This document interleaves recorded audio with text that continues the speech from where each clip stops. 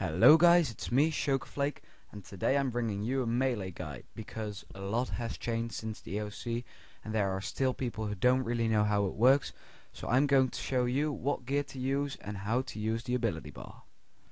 Okay, so let's start off with armours. From level 1 to 10 you'll be using bronze armour. From level 10 to 20 you'll be using iron armour. From level 20 to 30 you'll be using steel armour. From level 30 to 40 you'll be using mithril armour. From levels 40 to 50 you'll be using adamant armor, and from levels 50 to 99 you'll be using runite armor. But if you're members, from level 55 you want to be using granite armor, which also requires 55 strength. From level 60 you want to use dragon armor. From level 70 you'll be using bandos or barrows armor. You can choose which one, because bandos is a lot more expensive, but barrows degrades, so for barrows you need to pay repair costs. However, they are almost the same.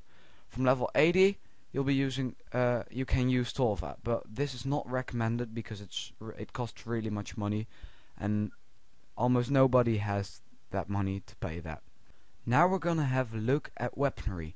This starts off the same as armor by using bronze, iron, steel, mithril, adamant and runite. But for members it's a bit different. From level 60 you want to be using dragon weaponry, just the same as armor. From level 70 you want an abyssal whip or barrows weaponry.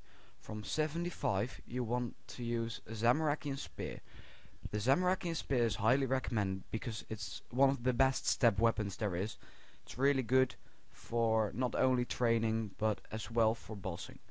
And from levels 80 you want to be using chaotic weaponry, which also requires 80 dungeoneering, plus a chaotic degrades, plus only the maul is better than the Zamorakian spear, so the Zamorakian spear is actually better.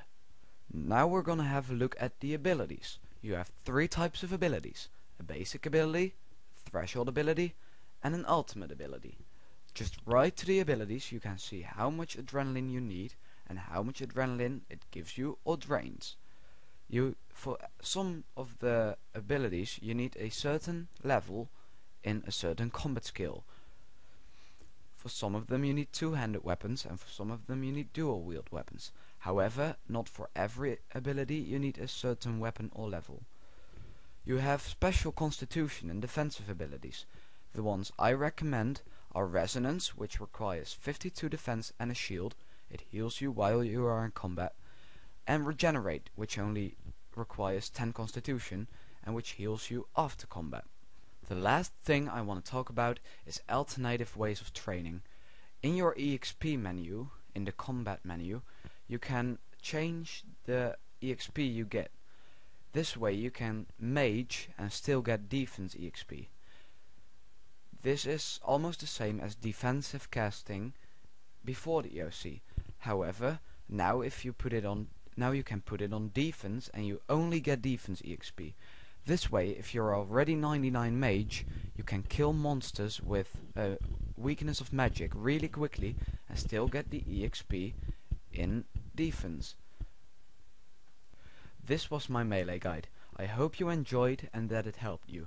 If you have any questions, please leave a comment, and if it helped you, please leave a like, a favorite and subscribe.